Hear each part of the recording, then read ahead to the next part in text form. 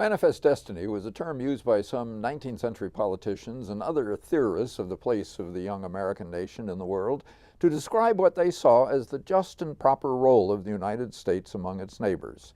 It was, they claimed clearly, manifestly, the proper role, the fate, and the destiny of this country to rule the North American continent.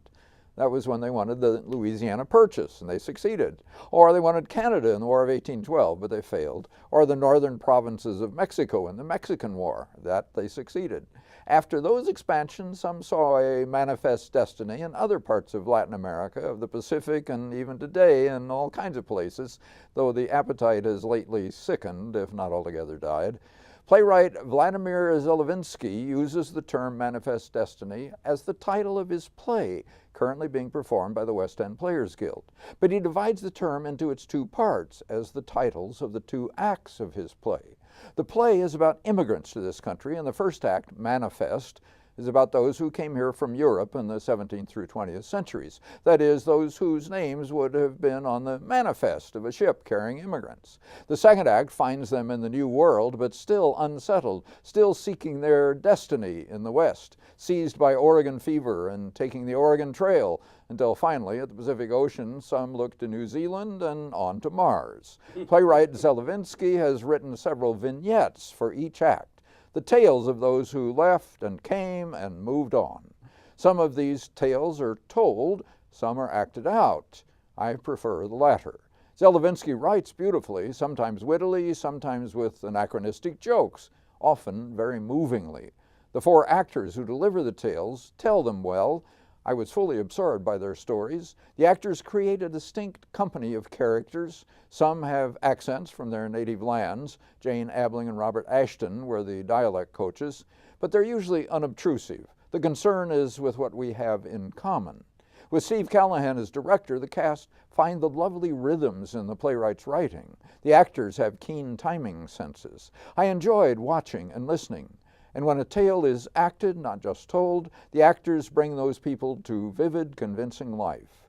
The problem for me is that the stories did not take me very deeply into those lives. Partly that's a problem of the brevity of the form. More, it's a problem of the familiarity of the immigrants' tales. We have heard many of them before, many times. Each one can be painful, yes, but even so, more than one of those leaving Europe in the play are fleeing the Nazis. Irish flee famine. Ellis Island can be painfully dehumanizing. The Golden Door can shut on you when you're almost there. New York can be a place of wonders, comically so sometimes, and of disappointments. The journey west has its horrors. The paradise found in the apple orchards of Oregon turns into a hell. I think I saw the movie. All these tales are told movingly and well, but I would like to have been taken someplace I've not been before.